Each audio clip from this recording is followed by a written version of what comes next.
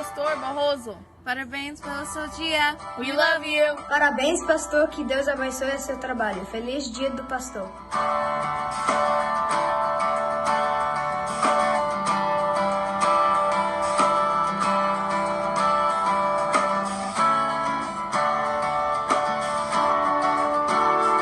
Muito obrigado, pastor Davi, por tudo que você fez para nossa igreja e ajudando a gente também. Que Deus te abençoe.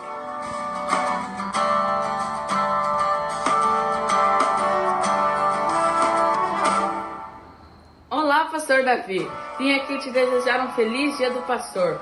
O Senhor é um pastor animado, divertido, dedicado e muito querido. O Senhor é muito especial para todos nós. Que Jesus continue abençoando a sua vida. Um abração. Feliz Dia do Pastor. Feliz Dia do Pastor. Obrigado por tudo que o Senhor faz para nossa igreja.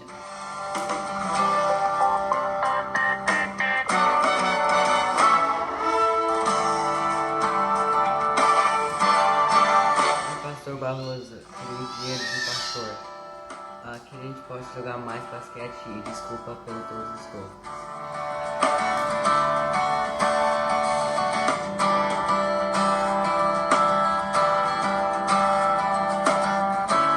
Feliz Dia dos Pastores, pastor Barroso. Nós amamos você. Oi, pastor. Espero que você tá tendo um dia ótimo.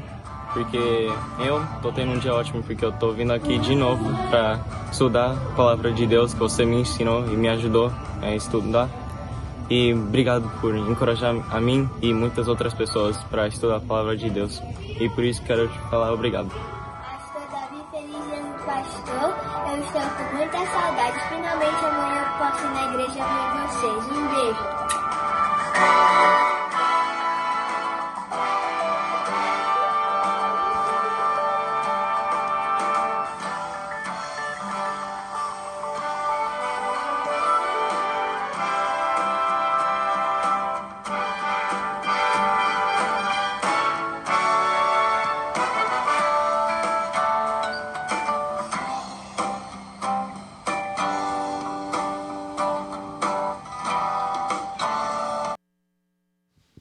Outubro é Pastor Appreciation Day e hoje é o dia do pastor, Pastor David Barroso.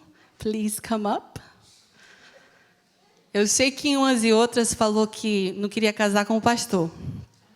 E, technically, ela não casou com o pastor. E sabia que a pressão para a esposa do pastor não é fácil, para a família do pastor não é fácil. Yeah, I know. Mas só que, technically, ela não casou com o pastor, né? Ele estava fazendo Business Administration Accounting. Só depois, já de casado, quando não tinha como escapar, que Deus chamou pelo coração do pai, meu pai, para o ministério. E o ser humano não gosta muito de mudanças. E a gente tem o privilégio de, como filha do pastor, I know there's a lot here, de nunca termos ficado longe um do outro. Nunca em nem estado diferente. Sempre moramos, depois de casada, Lu e eu, 10, 15 minutes away. E isso é raro para uma família de um pastor. Porque tira um pouco the essential of o núcleo da família. E isso é uma bênção que sometimes too much togetherness is too much, but I never take it for granted. I love you. Que Deus te abençoe sempre. I didn't want to talk because of this, Maíra, viu? E que Deus sempre te abençoe no seu ministério. When you're going to retire, only the Lord knows. But é o que ele fala. É o seguinte. Why, and if I'm healthy, what else am I going to do? E muitos desses outros pastores, retired to do what? Eu vou continuar pregando o evangelho, why not do it here? E ele sempre fala de vocês, como ele ama essa igreja. E a igreja não é o prédio, são vocês sentados aqui no banco. Também Deus abençoe vocês. O combinado era que ela não iria falar nada. Eu queria falar alguma coisa. Geralmente eu não falo, mas a incumbência, né, Maíra, era minha.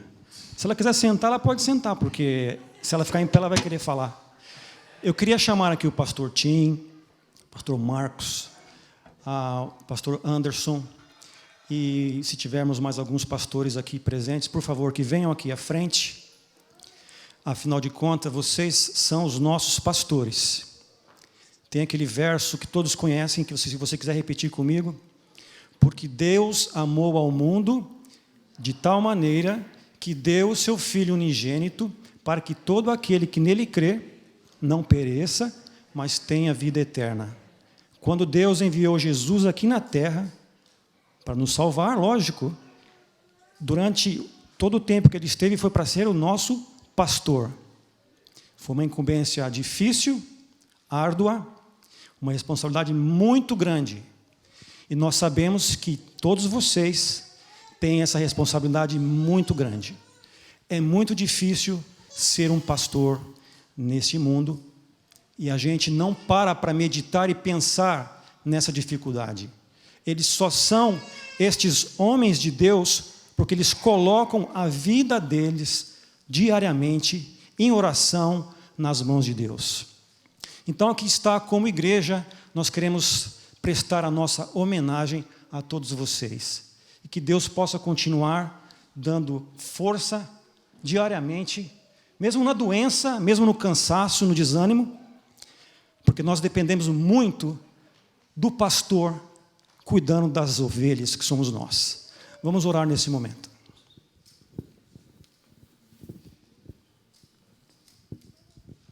O pastor Davi disse que existe mais alguns pastores aqui presentes. Levanta a mão, por favor, pastor César. Por favor.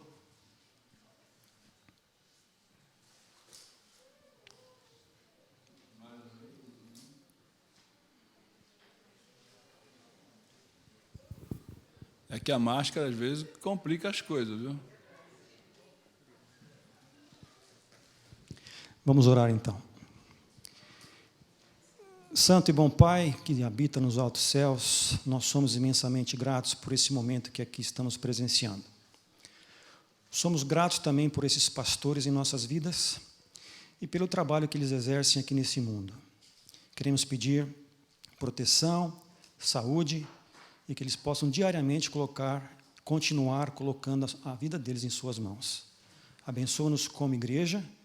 Estamos aqui nesse mundo numa jornada curta e necessitamos dos teus cuidados. E é através desses pastores que nós possamos ser cuidados. Em nome de Jesus, te pedimos e agradecemos essas bênçãos. Amém.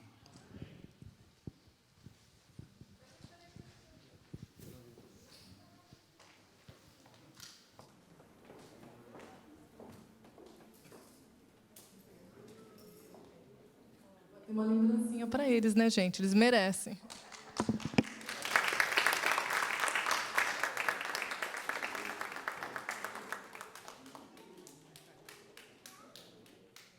Gente, já dá para perceber isso aqui, viu?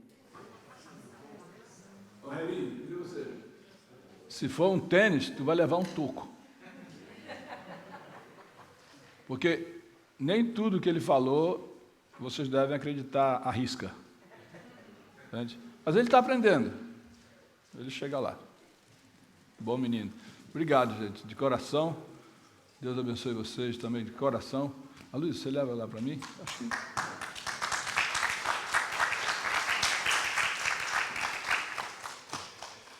É uma situação bastante complicada quando a gente é pego de surpresa, né, Diego?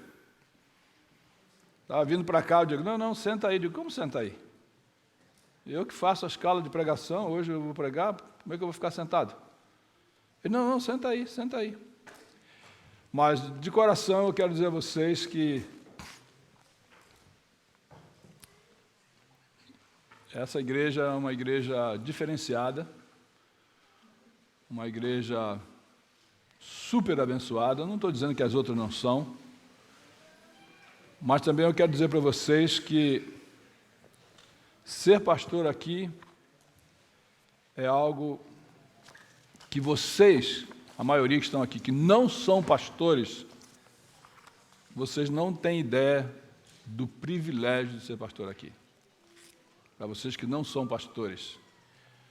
Porque eu converso Eu converso com muitos pastores. E muitas coisas eu ouço, não tem muito o que dizer, mas muito o que agradecer. Então, que o Senhor seja louvado. E obrigado por essa lembrança, obrigado pelos adolescentes, pelos juvenis. E estamos, como diz na linguagem comum aí, que o irmão Gladys usa muito essa expressão, né? Estamos juntos. Muito bem, eu tenho também a grata satisfação de ver aqui meus amigos lá do Rio de Janeiro, né? O César, Meg, está aí com o Bruno. O Bruno passou uma experiência muito difícil, né, com a sua saúde. Graças a Deus está se recuperando cada dia. Isso é muito bom. Uma coisa que ele não consertou ainda é que ele continua sendo vascaíno. Mas é um bom moço, um bom rapaz, gente finíssima. Do César nem vou falar essas coisas porque não vale a pena, né, César? E tem também o Bernardo aí, né? Que bom que vocês estão aqui e muito bem. Esse título eu li em um livro escrito pelo pastor, famoso pastor, grande escritor, Max Lucado. Em um dos seus livros tinha essa frase: pessoas não são problemas, são oportunidades. E eu fui ler um pouquinho a respeito dessa frase, e estava escrito dizendo que um amigo dele, chamado Roosevelt, líder da igreja, esse indivíduo, uma daquelas pessoas que a gente gostaria muito de estar perto, porque o Roosevelt sempre ama fazer o bem ao próximo. O pastor descreve assim, mas era uma situação inusitante. A sua vizinha, uma jovem senhora chamada Terry, mãe solteira, havia recebido uma carta, uma notícia de advertência da Associação dos Proprietários, Homeowners Association. E nessa carta havia um alerta, dizendo o seguinte: olha, você tem prazo X para cortar a sua grama. Aqui na área temos vários amigos que trabalham com esse tipo de... tem companhias para esse tipo de trabalho. E nós poderíamos, então, até recomendar. E disse para ela nessa notícia de que tinha que limpar o quintal, cortar arbustos, tem que tirar folhas, galhos caídos, enfim. O quintal dela não estava lá essas coisas. E a associação, então, dos moradores, dos proprietários, mandou essa advertência. Mas uma coisa chamou a atenção do Roosevelt. Ele foi visitar a Terry. E ele descobriu, nessa visita, o outro lado da história. A Terry tinha acabado de divorciar. Morava sozinha. Estava recebendo tratamento de quimioterapia. Trabalhava no hospital e muitas vezes horas extras para poder trazer para casa o necessário para se manter. Vivia só, lutando pela sobrevivência. Você acha que cortar grama seria a prioridade para aquela jovem senhora? Nem pensar. Ela não pensava. Mas o Roosevelt saiu dali, chamou algumas famílias vizinhas, algumas pessoas, e em uma manhã, o jardim ficou perfeito. Cuidaram de tudo. Poucos dias depois, a Terry escreveu uma carta para a Associação dos Proprietários daquele condomínio. E a carta foi escrita assim: prezados, eu espero que vocês permitam que nosso condomínio conheça o grupo de vizinhos que eu tenho. O que eles fizeram me trouxe coragem para entender que existem pessoas com o coração cheio de compaixão, vivendo bem perto de mim. Eu não tenho palavras para dizer quão grata me sinto pelo que fizeram, pela atitude positiva, pelo entusiasmo. E eu diria para vocês hoje que a resposta desse vizinho, Roosevelt, foi semelhante à de Cristo. Em vez de olhar para as pessoas e ver problemas, Cristo olhava para as pessoas e via oportunidades. E eu gostaria de concentrar os nossos momentos no Evangelho de São João, capítulo 4. Enquanto vocês procuram, pode ser aí no seu equipamento eletrônico, a Bíblia, olhar no telão. Eu queria também dizer que hoje, esse fim de semana, nós estamos acompanhando o nosso grupo de juvenis ou de desbravadores, um campuri virtual. Imagine onde nós chegamos. Campuri, desbravadores num campuri virtual. E vários deles estavam no seu culto, que agora já deve estar terminando ou terminou, e o campuri começou ontem. Bom, como eu disse, vamos nos concentrar um pouco em São João, capítulo 4, e eu começaria com o verso 3. Se tiver na tela, seria bom. Aí está. Quando o Senhor ficou sabendo disso, aqui estão falando de Jesus, a respeito de batismo, alguns disseram, não, que estavam preocupados com a questão de batismo, mas afinal quem batizava era João, Jesus não era, assim, primariamente quem batizava, esses assuntos sobre o batismo. E aí, quando o Senhor ficou sabendo dessa conversa, né, saiu da Judéia e voltou uma vez mais à Galiléia. Verso 4. Era-lhe necessário passar por Samaria. Era necessário. Verso 5.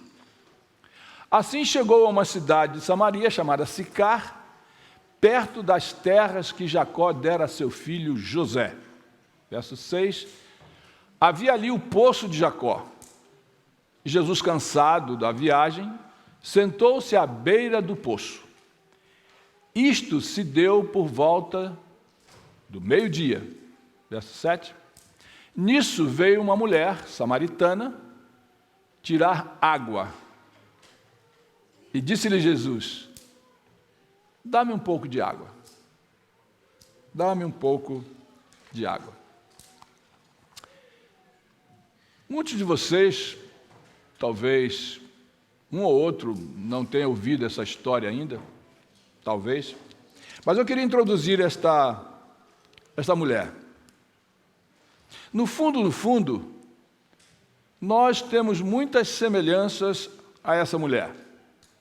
Ela se orgulhava de sua aparência, do seu jeito de ser, vivia em busca desejosa de ser amada.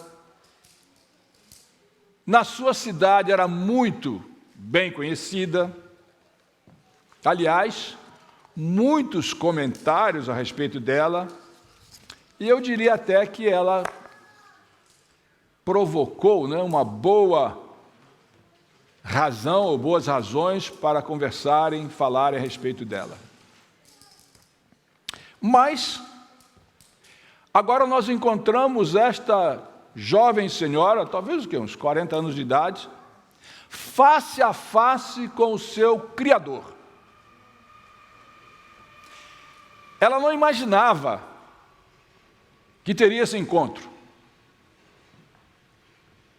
Mas, ao você ouvir a história dessa mulher, Ao nós ouvirmos a história dessa mulher, eu acredito que nós podemos descobrir a nossa própria história. Talvez quando o trem passar ali, se fechar aquela porta, seria mais prudente. Depois pode trocar. Obrigado. Vejam só. Eu imagino que ela nem sabia que tinha necessidade de Cristo. Aliás, eu imagino que ela nem sabia que estava morrendo de sede. Ela não tinha ideia de que a sua vida estava ressecada, murcha e já seca. Ela nem percebia essas coisas. Mas ela foi buscar água. Mas há um detalhe. Ela não esperava encontrar ninguém lá no poço. E de repente, como eu disse, estava diante de Jesus, o seu próprio Criador. Mas para ela, era apenas um judeu. E não só isso, para aquela mulher, lidar com homens era fácil. Se sentia muito confiante. Mas por mais que ela imaginasse isso, e nem se intimidou do diálogo com Jesus, na verdade, tudo que aquela mulher sabia é que sentia uma instabilidade e uma inquietação que não tinha fim e no seu coração não reinava paz. Mas mesmo assim, ela se escondeu tudo aquilo que a perturbava e ela falava com Jesus como um dos homens dos quais ela de vez em quando entrava em contato. E ao perceber ela que Jesus era judeu, ela logo despertou para levantar a barreira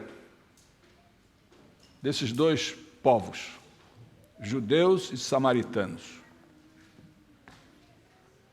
Eles eram rivais, eram inimigos, porque ambos os povos clamavam como sendo o povo escolhido de Deus. E para ela, aquela região, especialmente o Monte Gerazim, era o local santo, separado por Deus, e ali eles adoravam. Mas é interessante, o diálogo começa e ela olha para Jesus e reconhece ele como judeu. Mas no decorrer da conversa, e quando Jesus oferece água, e diz para ela que se ela beber dessa água, jamais terá sede, voltará a ter sede. Gente, para alguém que está morrendo de sede, mesmo sem perceber, e ser oferecido água que não vai nunca mais deixar de faltar, não vai faltar, então ela reconheceu agora não só um judeu, mas um provedor. Alguém que pode satisfazer as suas necessidades básicas. E aí ela muda o tratamento. E ela agora chama Jesus de Senhor. Eu quero dessa água. Mas a história é interessante, que no verso 16 e até o verso 18, nós encontramos, nesse diálogo, nessa conversa entre Jesus e a mulher, aí Jesus vai um pouquinho mais forte. Ele disse assim: vá, chame o seu marido e volte. Verso 17. Não tenho marido, respondeu ela. E disse-lhe Jesus: você falou corretamente, dizendo que não tem marido. Verso 18. O fato é que você já teve 5, e o homem com quem agora vive não é seu marido. O que você acabou de dizer é verdade.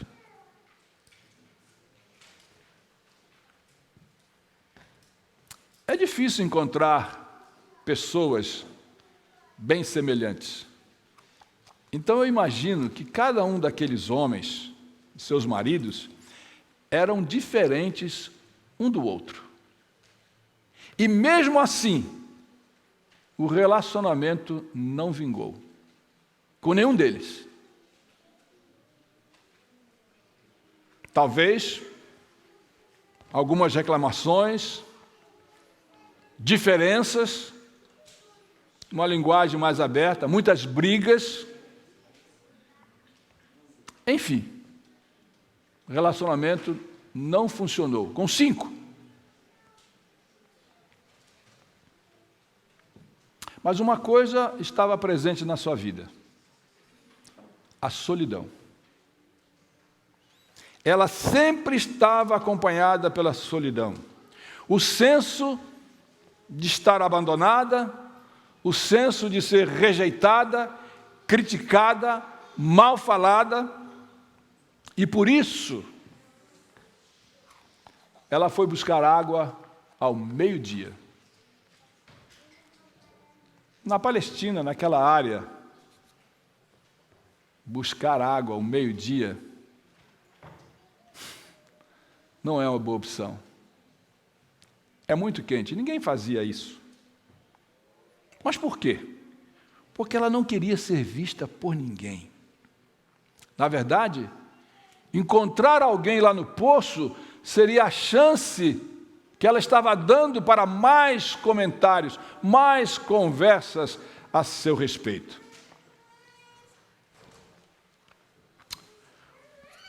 Vou fazer aqui um parêntese e tentar fazer você pensar um pouquinho. Você sabia, pense bem, você sabia que se pudessem, algumas pessoas da nossa comunidade viriam à igreja sozinhas, não gostariam de encontrar ninguém aqui? E sabem por quê? Por causa da sua história. A minha história, eu não quero contar para ninguém, não quero que ninguém saiba. Mas eu morro de sede, morro de fome, eu preciso. Mas quando eu chego lá, quando eu chego aqui, tem outras pessoas. E a chance de eu me expor diante dessas pessoas é grande. E os comentários durante a semana, como serão? Você já pensou nisso?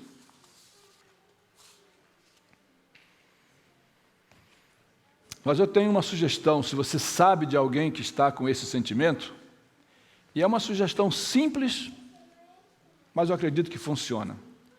Essas pessoas que sentem sozinhas, quem sabe rejeitadas, abandonadas por causa da sua própria história, elas precisam entender, precisam saber que a única razão que pode mantê-las aqui na igreja é reconhecer que o dono da igreja é Cristo.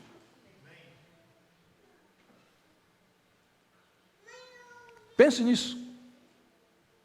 A igreja torna-se o lugar de refúgio, o lugar de paz, o lugar de segurança, o lugar agradável, quando você compreende que o proprietário dela é Jesus.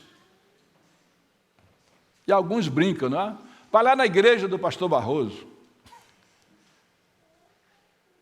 Não é a igreja do pastor Barroso, não é a igreja da Associação Patômica, da Associação Geral. É a igreja de Cristo. E essa é a razão que faz você permanecer aqui. E é por isso que você pode vir aqui, carregando a sua história,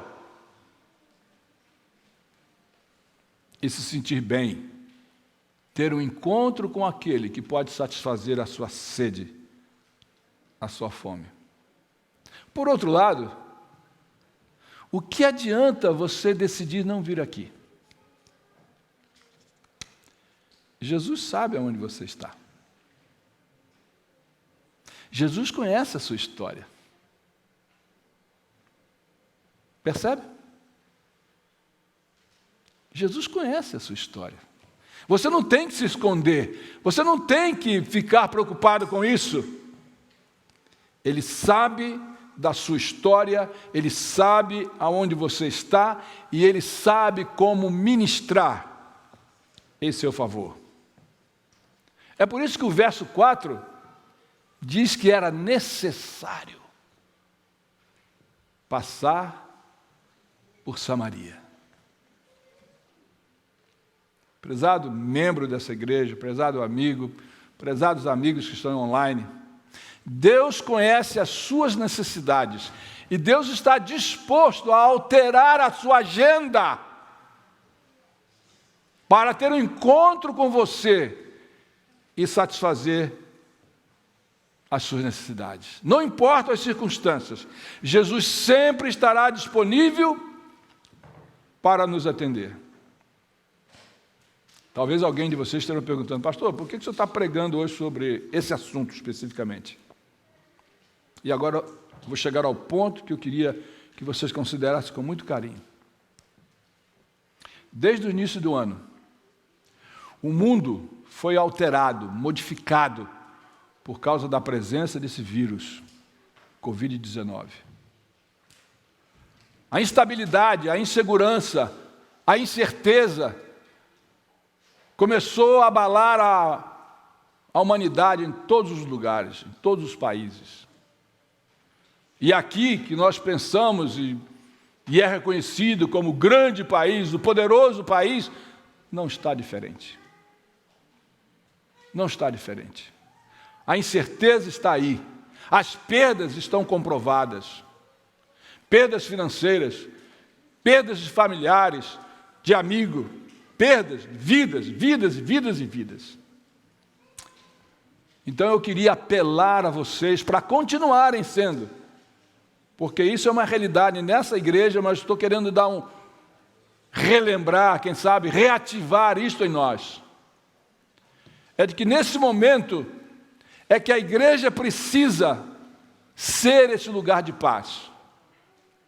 A igreja precisa continuar sendo esse lugar de segurança, um lugar que oferece esperança. E você, meu querido irmão, membro, amigo que está aqui conosco, tem essa tarefa, tem essa honra e privilégio que Jesus dá para você e para mim.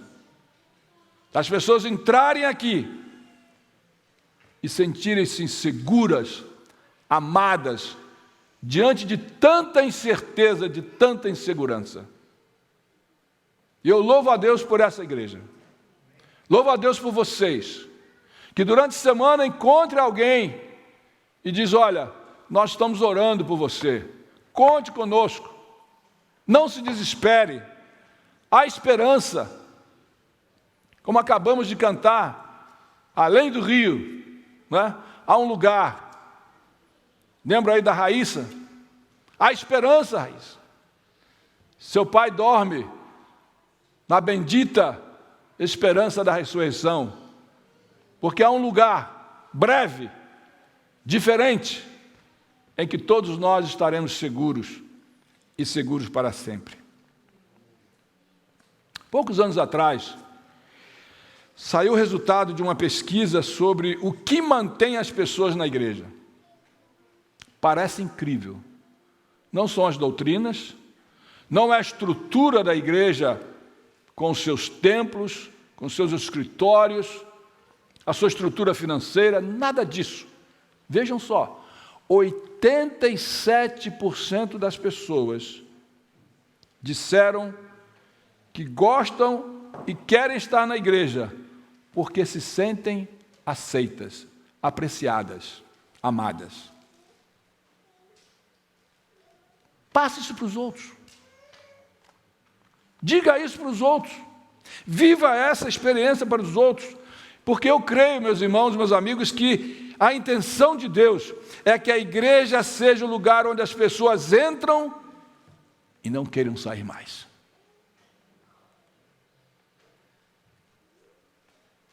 Não importa o que estão passando, não importa o que estão enfrentando, não importam as suas lutas, a sua história, não importam aquilo que elas tentam esconder da sociedade e da comunidade. Eu quero estar aqui. Existe uma brincadeira em que a gente realmente se divirte. Diz que na igreja, de modo geral, existe um departamento que abrange o mundo todo. E a sigla desse departamento é DIVA. D-I-V-A. E alguém perguntou, mas o que é isso? É o Departamento de Investigação da Vida Alheia. Ele está presente, ele é internacional. Mas Jesus não usa esse departamento, gente. Jesus não atua dessa forma. Jesus não olha para as pessoas como sendo problemas, mas como sendo oportunidades. Chance de serem transformadas. A Sarah White diz, e eu vou colocar aqui, e já já eu quero que vocês me ajudem nessa beleza dessa declaração da Sarah White. Primeiro eu quero ler o verso 28 a 30 do mesmo capítulo. 28 a 30. Está lá? Versos 28 até o 30. São João, capítulo 4. Olha lá. Veja só. De novo, Jesus não olha as pessoas como problemas, mas como oportunidades. E veja o que acontece quando você se aproxima de Jesus. Ele deixa de ser um judeu, passa a ser Senhor, passa a ser um profeta, e agora ele passa a ser o seu Salvador, o Messias, o Cristo. E ela diz assim, ó, então deixando o seu cântaro, diz o escritor sagrado, a mulher voltou à cidade e disse ao povo, venham ver um homem que me disse tudo o que tenho feito. Será que ele não é o Cristo? Então saíram da cidade e foram para onde ele estava. Alguns comentaristas aceitam a ideia, e algumas traduções dizem que ela foi e chamou os homens da cidade. De novo no início, né? A especialidade dela é lidar com homens. Mas alguns estudiosos ainda vão mais além, de que ela deve ter ido e falar com aqueles homens que conviveram com ela, e contou a história dela, relembrou a eles a história dela, e disse, olha, eu encontrei alguém, um outro homem, que sabe tudo a meu respeito, e não me rejeitou. Vocês precisam conhecer esse homem também. Venham. Porque não é apenas um homem, é um Senhor, é um profeta, é o Messias. Alguém sabe tudo ao meu respeito e me ama. Não me rejeitou. Essa mulher, disse a Sarah White, representa a operação de uma fé prática em Cristo. Todo verdadeiro discípulo nasce no reino de Deus, como missionário. Assim que vem a conhecer o Salvador, deseja pôr os outros em contato com Ele. Que esse seja também o nosso desejo. E eu termino com uma pergunta. Como seria esse encontro hoje com Jesus? Ela teve um encontro lá no poço. Esse poço ainda existe. Eu tenho aí uma ilustração do que é esse poço. Aí está o balde com água do poço de Jacó. Está lá, nós estivemos lá. Pode colocar outra foto. Aí eu estou bebendo dessa água, desse poço, cristalina, fresquinha. Tem mais aí um pouquinho. Na minha vez foi fácil, porque eu estava colocando o balde para baixo. Né? Para subir é mais pesado, né? Estava rodando isso aí. Nós estivemos nesse lugar. Na verdade, esse lugar ainda existe como prova da veracidade do escrito sagrado. que deve nos animar a seguir sendo fiel a Jesus e confiando na sua palavra. Mas eu diria que hoje você não vai num poço, e até porque nem usamos isso mais, com rara exceção, para encontrar-se com Jesus, mesmo sem querer encontrar ou planejar. Mas o Espírito Santo, diariamente, tem tido um encontro com você. Reconheça a divindade dele. Ouça os seus conselhos, e a sua fome e sede serão saciadas. Eu queria convidar a Áudria, porque ela tem uma mensagem musical para nós. Enquanto ela vem aqui, eu queria lembrar de 3 grupos de pessoas que estão presentes no momento de um acidente. Cadê aquela toalhinha para desinfetar o microfone para ela? 3 grupos de pessoas quando tem um acidente. Vejam só, qual deles você faz parte? Número 1 é aquele que diminui a marcha do carro para verificar o que aconteceu. Estão curiosos. Não é? O segundo grupo é a polícia. A polícia vem e quer saber de quem foi o erro, quem cometeu a infração. E o terceiro grupo é os que vêm no carro do Corpo de Bombeiro e ambulâncias. Esse grupo, quando chega, ele não quer saber quem causou o acidente. Ele não quer saber quem está certo ou quem está errado. Esse grupo quer salvar quem foi ferido. Esse é o grupo que você e eu precisamos participar. Está dentro dele. Por quê?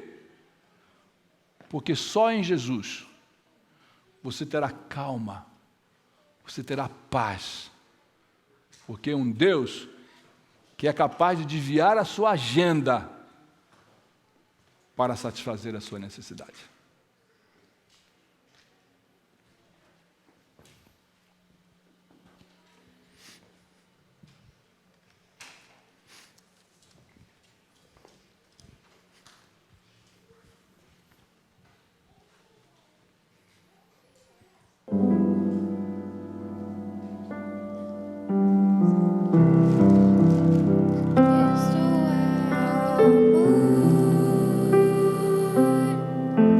Jesus Cristo é perdão,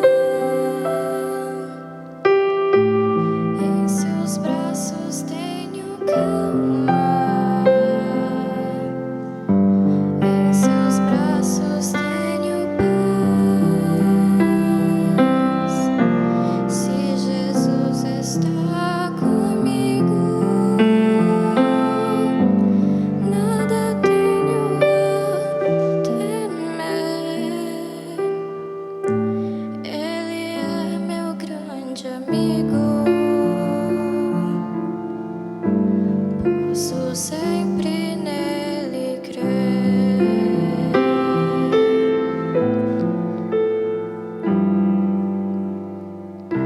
Jesus Cristo é amor, Jesus Cristo é perdão, em seus braços tenho calma,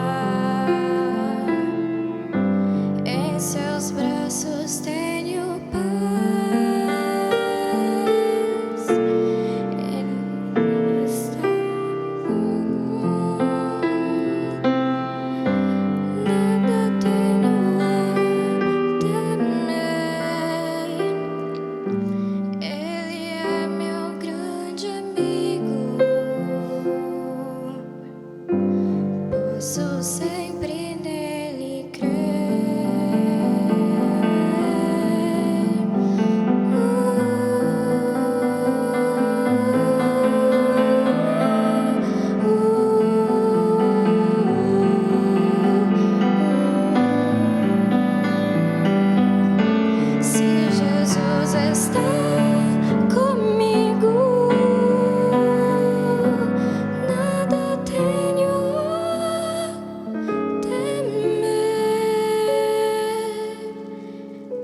Ele é meu grande amigo. Posso sempre nele crer.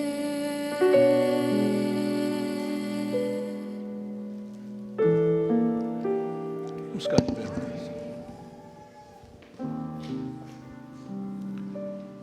Vamos orar. Deus nosso Pai, obrigado, Senhor, por estar disposto a alterar a sua agenda para nos alcançar, para nos aceitar, para nos perdoar, para nos transformar. E que essa igreja seja um tipo da tua pessoa, que possamos ajudar as pessoas, que possamos olhar para essas pessoas, vendo nelas oportunidades de cidadãos do reino celestial. Usa-nos, nós te pedimos e agradecemos em nome de Jesus. Amém.